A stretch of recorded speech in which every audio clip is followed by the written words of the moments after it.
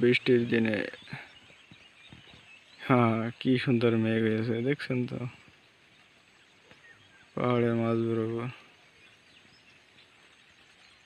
এই যে সাদা সাদা হয়ে গেছে এইগুলো বেশ মেঘ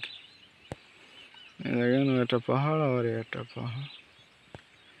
এই পাহাড়ে কিন্তু মেঘ নেই সেজন্য সুন্দর দেখা যায় তো এই পাহাড়ে মেঘ রয়েছে দেখতে খুব সুন্দরই লাগে ভিডিওতে আমরা সুন্দর হচ্ছে না তো এমনি দেখতে খুবই সুন্দর লাগে আর এই যে চাষাবাদ হচ্ছে শসা ক্ষেত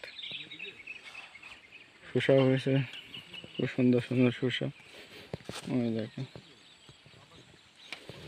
অনেক বড় ক্ষেত শসাটা এই দেখ কমসে কম 5 বিঘে সমান এরিয়া শুধু শসা ক্ষেতটা বাদ বাকি আরও চাষাবাদ হয় ওই পাহাড়ের ঢালে ওদিকেরই